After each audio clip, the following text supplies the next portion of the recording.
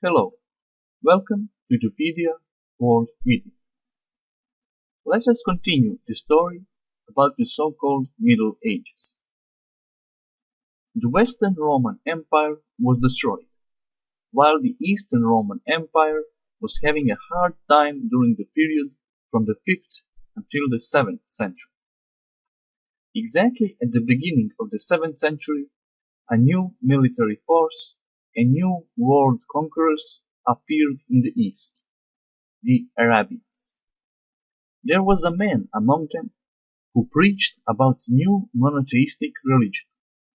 That man was called Mohammed, and his religion was Islam. Its followers are called Muslims. Actually, it was not really a new religion system, but it was only slightly different from other monotheistic religions, Christianity and Judaism. Muhammad is considered a prophet among Muslims and the founder of Islam. His arrival from the city of Mecca to Medina in 622 was taken by Muslims as a starting date of Islamic calendar system. It means they count years from the year 622 of Christian era calendar. According to their calendar, now it is the year 1436. We have talked about that in previous lectures.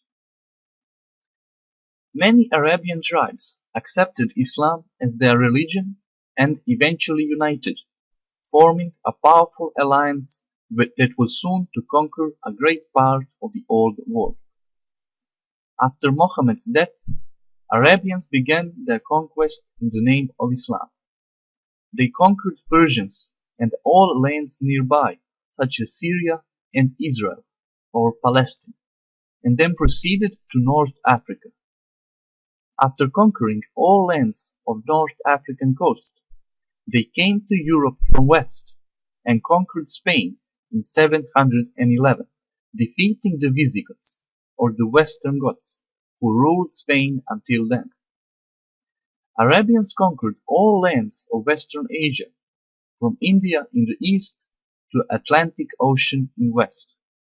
They waged wars against Eastern Roman Empire and even the Frankish Empire in Western Europe, while preparing to invade Europe from Spain. The Frankish Empire was founded by Germanic tribe of Franks, about which we will talk in a moment.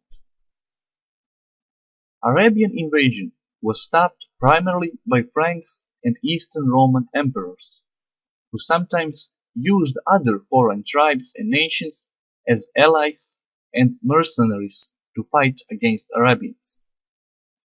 Already in the 8th century, the Arabian attempt of replacing the Roman Empire as the New World Empire was crushed, and their vast empire collapsed. It was divided in three parts: the Western in Spain, the African in Egypt, and the Asian in the modern-day Iraq and Iran.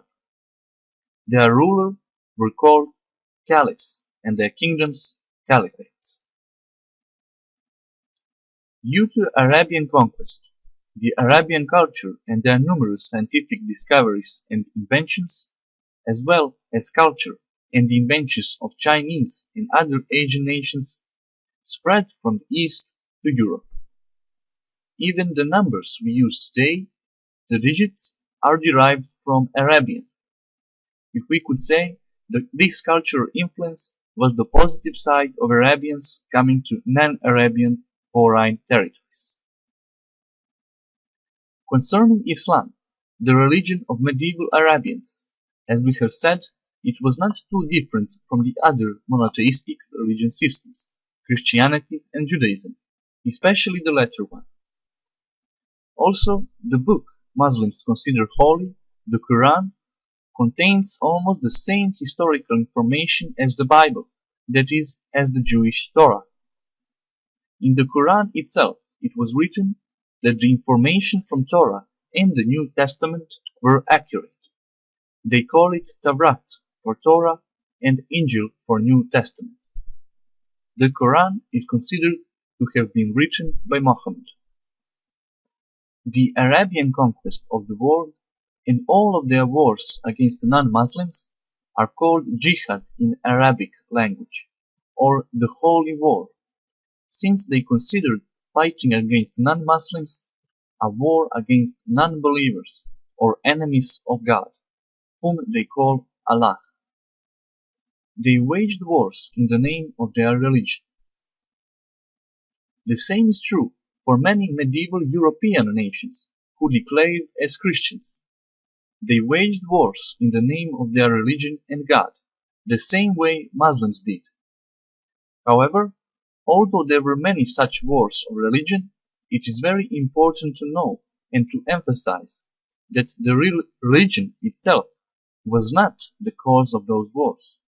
It may seem as if Islam, Christianity, or any other religion propagated hatred and war against people who practice different religion, but that was not the case, despite the fact that majority of modern historians believe quite the opposite.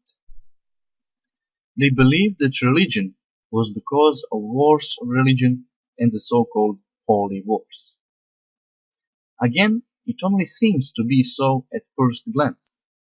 It is only partially true, or better to say, it is not the whole truth. Yes, nations did wage wars in the name of God or their religion, some of them even claiming it was the will of God to kill innocent people. Others claimed that their holy books, whether it was the Bible or Quran, or God himself, allegedly instructed them to destroy certain foreign nations. However, we should note that those people were only trying to justify their crimes, and they would have done them even without religion. In other words, if there has never existed a single religion, there would still have been many wars between different nations.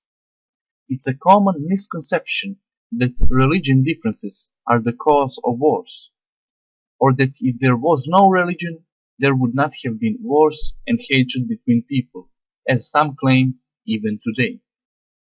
That is simply not true. Even those people that claimed that God in the Quran or Bible instructed them to destroy innocent people of foreign nations rarely knew much about what was really written in those books, while most people of those times and even today know about their religion based on the interpretations of those books by other people. The point is that the cause of all wars cannot be either religion or someone's claims that he's told by God to enslave other people. Remember that the cause of wars throughout past has never been religion, economy, politics, or anything similar to those. The root of all wars and hatred between people is the evil character and malice, the pure evil itself. There is no definition or rational explanation of that phenomenon, since if there was one, it would automatically mean we are justifying it. We may ask ourselves, if that be the truth, that the evil and hatred is the cause of all wars, then what is the cause of evil and hatred among people? How do people become evil, since none of them is born that way?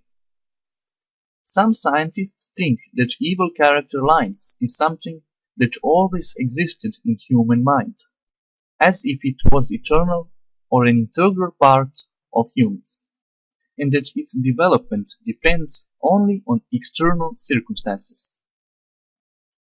The real truth is that no historian and scientist has ever offered a reliable and definite answer to this question. It is a wide topic we will not discuss here, but it is important to remember that religion and the minor differences between the monotheistic religions were never the real cause of wars. They would have ensued even without religion. We could say that even when Arabians, that is the Muslims, waged wars against Christians, or when the Western Christians waged war against Eastern Christians, it was not only the war of religion itself, but it was the war of refusing to subjugate to foreign ruler and the law and value system he was trying to forcefully impose. Every such conquering ruler was trying to conquer the world and enslave foreign nations, no matter if he was religious or not, or if he claimed God's guidance in his conquest, or claimed to be God himself, as ancient rulers did, or did not show interest in religion at all. Perhaps the final answer to this crucial, both scientific and philosophical question lies in the above-mentioned religious books, since they tell us of the ultimate origin of everything we know, including the origin of evil among humans, that is, the cause of all wars and human sufferings. We will not discuss this broad theological topic now, but we'll do say something more about it in our next video lectures. Now we shall return to the story about the downfall of the Arabian kingdom or Caliphate during the 8th and subsequent centuries, all the way until the beginning of the Crusade Wars in the 11th century, another series of wars on religion, or the so-called Holy Wars. As we have said, the Arabian invasion of Europe was stopped primarily by Franks, the ancestors of the modern-day French people, we may say, although the Eastern Roman Empire and its allies, or only mercenaries, also played a great role in repelling Arabian attacks from the coasts of southern and southeastern Europe. Now let's say something about the French ancestors. Franks were one of the Germanic tribes which invaded Roman Empire, that is, the Western Roman Empire, during the so-called Great Migration in the 4th and 5th century.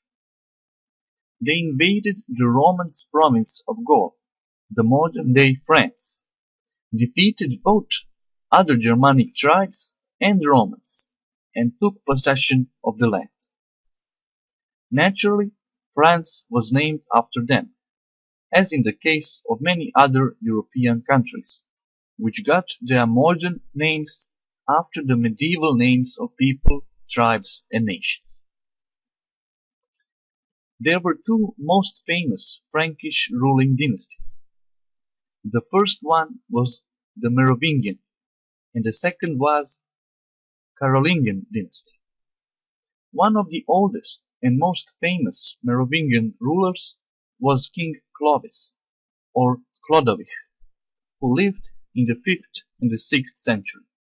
He is primarily known as the first Frankish ruler who was baptized and accepted Christianity as the new religion of his tribesmen, though he was hesitant to do it at first and may have done it rather from political reasons, as many other former rulers did. An interesting thing about the early Frankish kings is that they wore exceedingly long hair, and thus were known as long-hair kings. During the 8th century, Arabs were attacking Frankish lands and were trying to conquer the whole of Western Europe. However, the Frankish ruler Charles Martel defeated Arabs in the famous Battle of Tours, or Battle of Poitiers, as it usually called, in 732. He was nicknamed Martel, meaning hammer, after this battle, for his hammering the enemies, and he was the first ruler and general to withstand the Arabian army. After him, his successors and other nations' leaders also had success in defeating Arabians, until they were finally expelled from Europe. The last remnant of Arabian authority disappeared in the 15th century after the so-called Spanish Reconquista. The Reconquista, or wars against Muslims in Spain, the Moors, began in the 8th century after the Battle of Tours between the Arabs and Franks, but the final victory was achieved only in later centuries. In our next lesson, you will find out what happened after the Charles Martel's victory over the Arabs. Thank you for watching Edupedia World Video.